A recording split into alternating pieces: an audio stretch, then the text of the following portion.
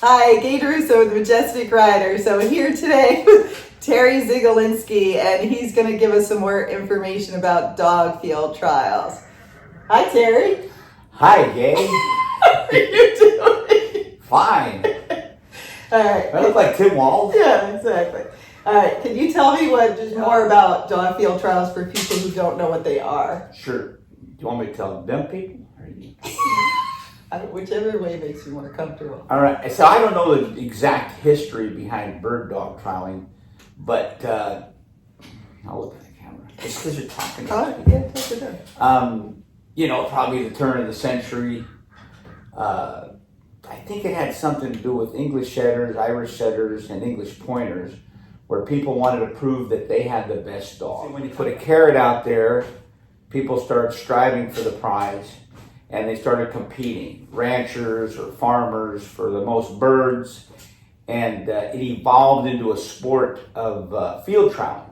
Okay. Probably started out walking, and then I think the first horses out here in California were probably quarter horses, because the handler has to walk, and you get a professional handler that has more than one dog, and then he's going to need some help during the course of the day, running one dog after another, one dog after another. So it evolved into quarter horses. Then let's build a bigger mousetrap. Let's speed up the game and get a gaited horse. Okay. Gaited horse is going to get there faster, quicker, be more comfortable on the rider. Riders are able to ride all day long and handle their dog and watch their dogs. So gaited horses came into the picture. It's all about the dog, though, right? It's not about the horse. It is, but through my years of experience, the better I was with a horse, the better I can maneuver my dog. Okay. So, but a lot of people didn't understand that. They just thought they sat on a horse and handled a dog. Okay. Where you could use the dog, a dog became a tool to glance your dog to go this way or that way. Okay. So the horse kind of evolved and started, in my opinion, had taken over what its purpose was. All right. And then the basics of it, you have a brace, which is two dogs, right? Right. Okay. And you send the two dogs out, and is someone on the ground with them when they go out, or everybody's on horseback? So I gave you a little history of how the horse got involved, and then so what they would do in a competition. Let's say I just came back from the Pointer Nationals. I think Gaye's got some videos of a championship in Wyoming. They'll have a championship, and there'll be an open shooting dog, an amateur shooting dog, an all age, and then a juvenile stake for derby dog, young dogs. And it's called a stake, and in that stake they'll draw braces. Let's say they had 30 dogs. Okay. So they'll have 15 braces, 2 by 2. You got 2 dogs, 2 handlers, and 2 judges, and then anybody else that wants to ride along can follow along and watch their dog or somebody else's dog and see how well it does. And that's the gallery? That's the gallery. Okay. You're going to ask for the horses in the gallery, I could help. Of course. So when you're doing the competitions, it's about the dogs. So there's lots of dogs and horses and people shooting guns, right? And then the birds flying all around. So the horses are usually not spooky horses. Like they're pretty We brave. should hope not. Yeah, we hope not. But who's going to do it for the first time? I was going to take them out. You are. Get one from Terry. It's already been around the ground. Yeah. And the stakeouts and the whole shenanigans. Okay, so you guys go to places, there's no barns or paddocks, so that's why the horses are staked out, because there's nowhere to put them. They'll usually do it on BLM land or private ranch if you're lucky, and then you might have some amenities. But for the most part, you got to bring water in, you put up a tent for your dinners or whatever you're doing. Okay, and then the land that you're riding on, because you have to see the dogs, it's just like flat or rolling hills. It's not like super steep in the woods, because you wouldn't see the dogs. Or is it both? Depends where you're at in the country. Oh, okay. You got woodcock in the northeast part of the country. A lot of foot handling in that particular breed, but it's a more, through the piney trees back in Alabama, Georgia. You got piney woods, a dog will cruise through there. A little flatter ground, a little different horse. Okay. Out west, we got the hills, and then some places we got mountains. Okay. And then the horses that you use in the competition have to be able to do different things, right? Yes or no? Yeah, I mean, Like yeah. a gallery horse wouldn't be Yeah. as good, like being fast with the. Well, you got to be able. A judge's horse, for instance, the guy that's going to be watching the whole event. Yeah. He's got to be able to have a horse that can follow. He's not holding it back the whole time. Things are going off because he's got to watch the dogs. He's got to have a relatively finished horse. Okay. Usually they like the neck rein, speed up, slow down, canter, the whole 9 yards. The handler can have a little more forward horse because he wants to get to his dog quicker. He wants to make some maneuvers to make his dog look better. And then a scout. We didn't throw the scout out there yet, but Okay. the handlers are allowed to have a scout who can go out, never in front of the handlers, but he'll go out and look for the dog pointing. Try to find the other guy's dog, the dog that he's working for, Okay. to see if he's pointing birds and call point if he has to. And his horse may be a little more powerful to be able to cruise that kind of rough country to look for a dog. This is kind of extreme hunting at a bigger range. All right. And then the horses have to be pretty sure-footed because you don't have trails. You're just going off trails. Yeah. So let's get into that just a little bit because I think you're leading to like the gaits and how sure-footed a horse could be. Right. So the handier horse, the quicker-footed horses, I would prefer in the rougher country, like your foxtrotter movements, a naturally Tennessee walker that wasn't taught to pace and show. But those have their place as well in the plowed fields and cornfields and bean fields back in the east.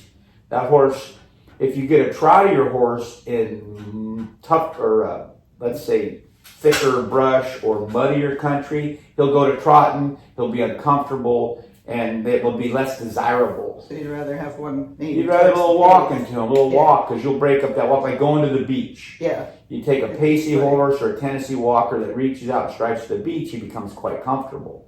But you take him in the rocks, he's a little bit all over the place. Okay. The trick is to get one that's in the middle. Right in the middle.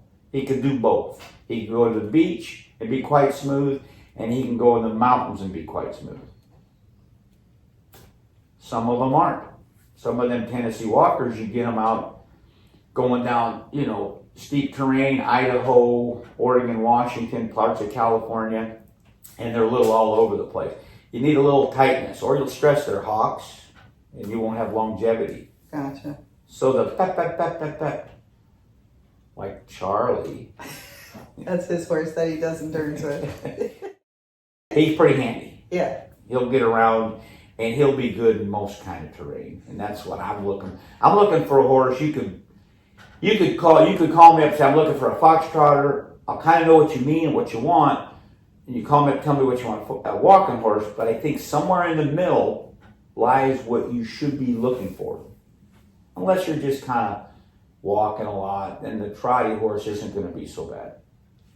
Because you can get up and trot or bring him up and elevate him and gait a little bit. But for the most part, something in the middle that just gaits every step of the way is what I would prefer to own. Okay. Yeah. And most of these horses have shoes on or barefoot or it doesn't matter? Most of them are shod because The terrain? when you're out there and you're working your horse and you're working your dog and you're going to be there for a week and you stone bruise them, you're done. You're done. Unless you got boots, you can boot them. But not a lot of these field travelers are up to date on booting horses and taking care of their feet like that. They just have a farrier, shoe them, and off you go. All right. And then how long are you riding Except Charlie. How long are you riding that? Like you start at 8 in the morning and finish Yeah. at 5 or? Well, like I'll wrangle the event, and what that means, I bring the horses for the out-of-state people. People don't have a horse. They'll fly judges in to judge these competitions, and they'll come to me to get their horse, and they'll be on one horse in the morning, one horse in the afternoon. Next day, one in the morning, one in the afternoon. Sooner or later, the horse needs a break, so probably every other day they'll have a day off.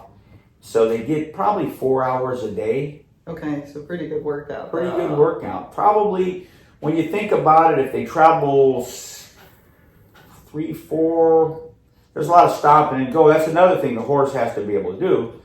Not only, like in an endurance ride, the horse can just go. But in a field trial, they go and then they stop. And then they ground tie, right? if you're lucky. Okay. But they'll go and stop. Most horses don't like to stop. Right. They want to keep moving around. Yeah. A good horse with a little go. And so that you have to train. They have to train. And one of my mottos is a tired horse is a safe horse. And Right. if you can get him tired, you can start training him a little bit better instead of trying to work him when he's fresh and teaching him how to fight. So we kind of bring him into the game, work him, then he starts slowing down and standing better. Then he realizes it's a reward to stand around. He can catch his breath. Right. Watch the dog go on point. Dog will go on point. The horse will have to stand there when you're judging, or the gallery. You just got to stand around. And that's another thing. When the scout, after he finds the dog pointing, everybody gets off. Flush birds fire a blank pistol. Everybody gets on their horse, and the scout releases the dog for the handler to go on to the front or do it again. The release, except the scout's got to get on his horse. Right. So the horse has to be good with that. If everybody's kind and waits around and maybe helps the guy out, but sometimes they don't. They're not really up on the. Although I've been watching it lately, there's a lot more people are standing around waiting sure everybody gets on their horse to go. So you have to have a horse that'll stand there while other horses are riding off, and that's a good horse. Yeah. That's training. That's difficult. Yeah. Yeah. Like lots of people buy horses that are retired dog field trial, but it would be helpful if they knew like what that horse was doing. Right. Like it was a judge's horse or it was a handler's horse or. If it's a field trial horse, it's probably been exposed to all those elements, because not only like if it's my personal horse, I have to be able to scout for somebody, handle my dog, judge a stake, and ride in the gallery. Right. So it's probably a pretty darn good horse, except, and there's a lot of quads and stuff going on at a field trial, so they'll get exposed to that. But some of the city stuff that like we the see, bikes and that might get them. sticks. Maybe. Yeah, they got to get used to it. But they should be pretty good, but maybe. So you got to test that out. Okay. But I had a gal, she sells horses. And when she met me, she says, "Oh, you sell those fast horses, Right. Yeah, like everything I own is fast." Well, if that's all I had, I wouldn't be very business. Yeah. You got to have a little bit for everybody. So that field trial is just one aspect of what we do. But that horse, if you're fortunate enough to get a field trial horse, and preferably an older one, Right. with arthritis and all the thing that goes with an older horse, they're probably pretty broke. Right. They neck rein and stand and gait. They know when to drink. They know how to travel. They know how to eat.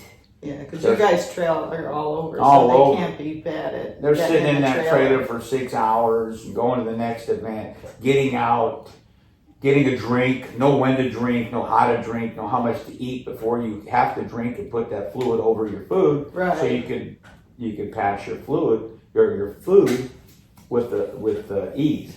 Because if you get, everybody knows what a bound up horse can do. So these horses are traveled. So if you're fortunate enough to get one, back in the day, the field trialers would trade them into me because they want a young horse. Right. They want a 3 or 4 year old. Now everybody's getting older, and they're, "Terry, what do you got that's older?" Right. But back in the day, they'd give me the old horse. I'd give them a 3 or 4 year old, and they'd give me a check. Now they want my 3 year old, and they want a check for the older, Right. providing it's not too old. Yeah. I'd say up into 15 and 16, I think the value of the horse might start to go down the other way.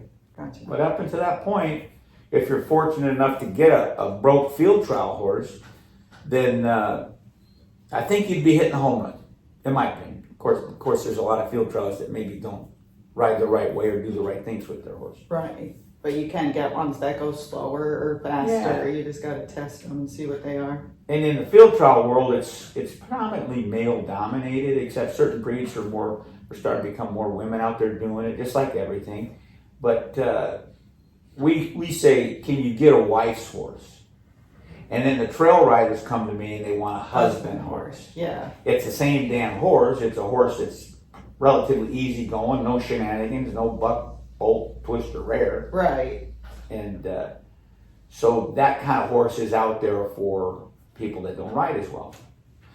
But that makes me think about when I first started going to these championships, I was a better horseman than some of these other people. And they fly in doctors, lawyers, Indian chiefs. Right. And little old Terry's out there, but I could ride my horse better and get to the point better and do better things. So the better horseman you are, probably the more success you'll have running your dog. Gotcha. Yeah. Well, that's important. That is.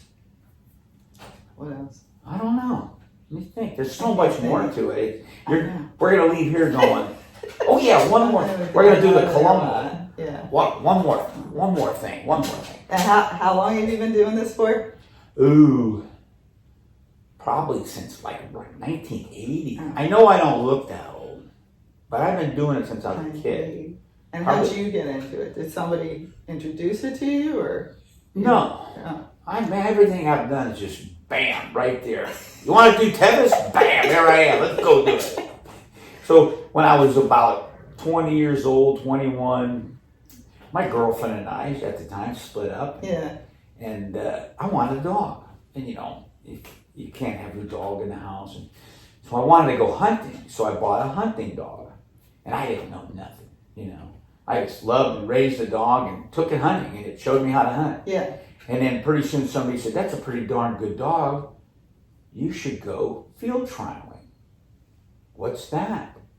What is field trialing? So I got some books and read a little bit on how to train one, and then had a little help from people. And I went to my first trial. It was a young juvenile stake, a derby stake.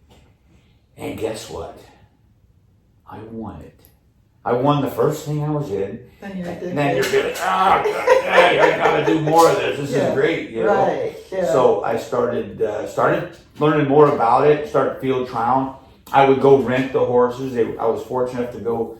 Was back in Chicago, Illinois. They had a wrangler that I would rent horses. It was $3 a brace. And that was gated or non-gated? They were gated. They were all gated back then. Yeah. Like 1980. Was that your first exposure to gated horses? Yeah. Wow. That was a riot. Right. I got on that horse. And of course it was broke. Yeah. It did everything. And it was smooth and it was fast. I didn't even move. It was like, wow, I'm riding a horse. Right. And so I had to save up, and I moved to Watsonville, and I saved up, and I told this gal I was looking for a gated horse. Well, there ain't no such, a good horse is a quarter horse. Yeah. Best horse in the world is a quarter horse. Right. No, I want a gated horse. Find me a gated horse. And one day she called me up and had a 14-year-old mare. And I hate to say this, but I always said the only person stupid enough to buy a mare is a first-time horse owner. And that was me. Bought a mare. And she was good. Probably the best horse I ever had. Probably the best horse I ever. Her name was Angel's Debutante, registered Tennessee Walker Black, and man, she was smooth. And I didn't know. She have a short stride or a long stride? Do you remember? She was that middle one, right in the middle. And I mean, I got her, and then it was off to the races. When you got a horse, now you get to ride every race. I didn't have to rent anymore. Yeah. I'm riding every race, watching everything go down. But I didn't have a place for it. And this horse didn't know nothing about field trials. Right. But I was a young guy. So you just get me on a horse. Yeah. I think when I finally had a bounded up horse trailer, an old 72 fleet side stick shift pickup truck, and used to go to Fort Ord and run my dogs there. And when I finally made it there, off to the races I went. And I can remember the first time, I had to figure all this stuff out. Right. What saddle do I get? Yeah. I think I rode a McClellan because I got a good deal on a McClellan. It was hard as a rock. Right. But I didn't know any better. I just got on. Yeah. And this guy come up to me. He said, "That's a pretty nice horse." I said, "Thanks. Put your bits on upside down and backwards." Oh, I knew that. We all start like that. I knew. I did. Because you had to buy the bit. Yeah. And a bridle and a curb chain and rein. together. And now you got to assemble it. Yeah. And there wasn't no YouTube video on how to do it. Nothing, So I just pieced that thing together. And she was a little happier after I figured out how to do my stuff. Then you got to buy a brush. Yeah. All that stuff costs money. Right. And we pieced it all together, and off we went. And then did quite well. And then later on, you know, you got to have another horse because Right. that horse, I can't ride all the races. Right. So now, and that horse got so good that, and she's like this brown one I got. Yeah.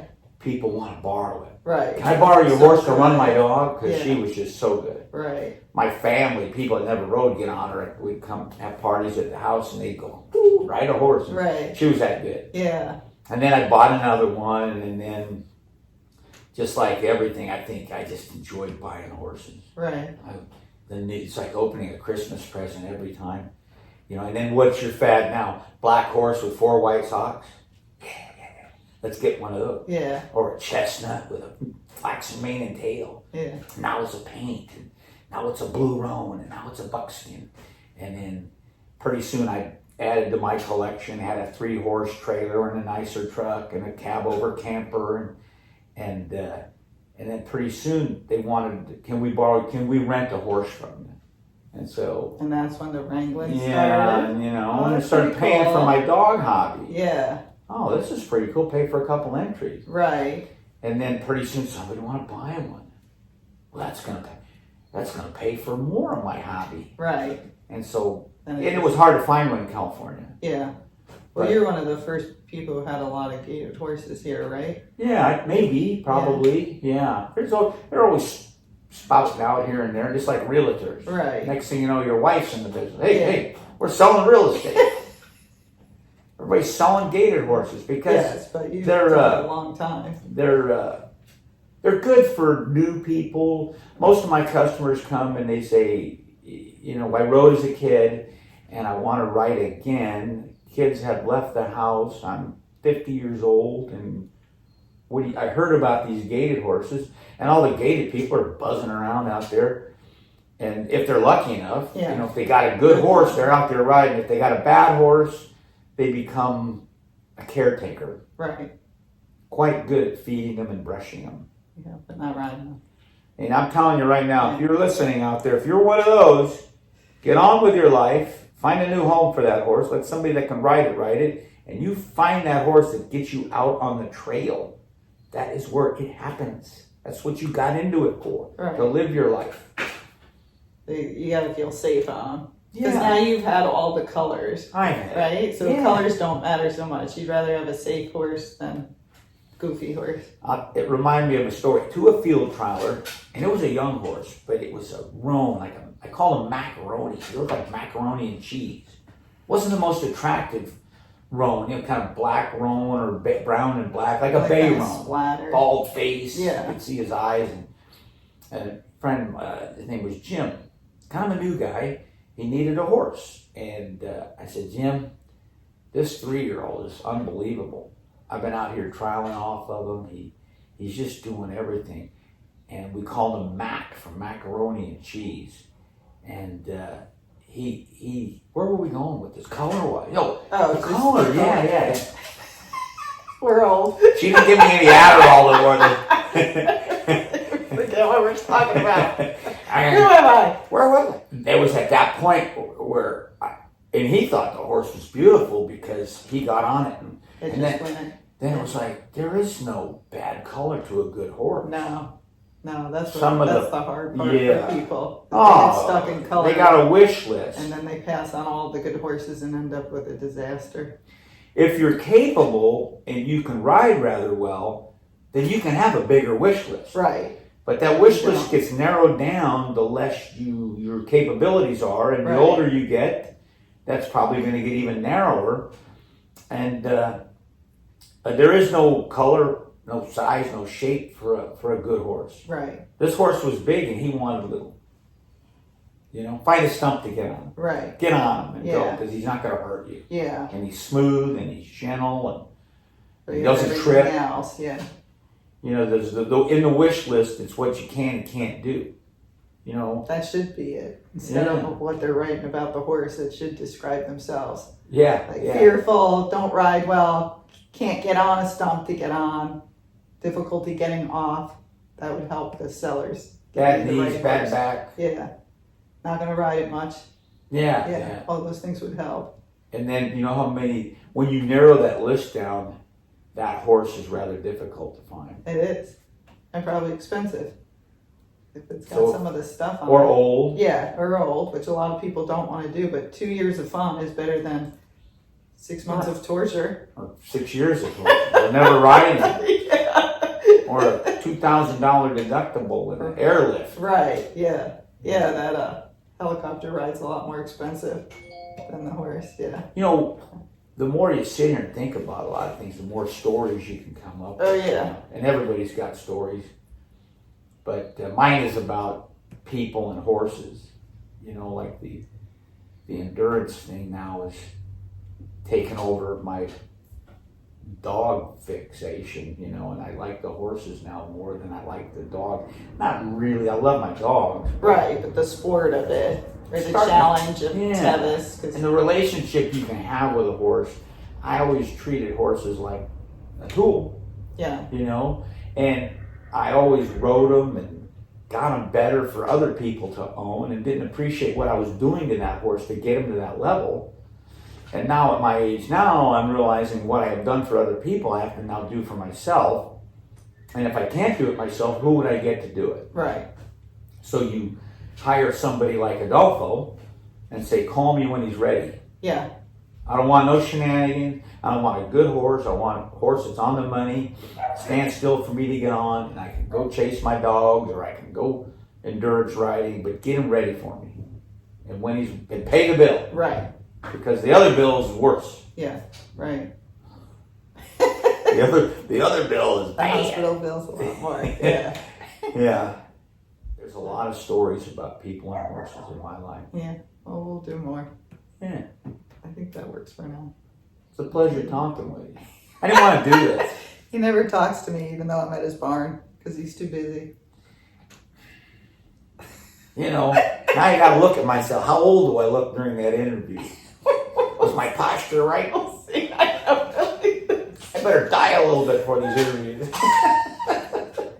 We'll see what happens. Yeah, let's see how it goes. All right, thanks. All right. Good luck with it. All right, this is big country. This is milepost 9 in Idaho, where they're running the AKC pointing, or English Pointer Nationals, where we're wrangling here. And these grounds have been in use for American field and other field trial uses for a long time. I've been running bird dogs for 45 years, and I was fortunate to come back here, several years ago, and had quite a run. I won 3 championships here in the course of 10 days. So I'm pretty familiar with these grounds. They're pretty. Rough country though, and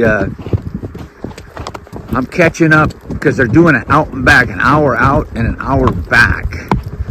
2 riders with 2 dogs. I think there's about 30 dogs vying for this national championship, and 2 by 2 they'll go out, so that's roughly, 15 races. They'll run 6 races a day, so at the end of this event there'll be a national champion.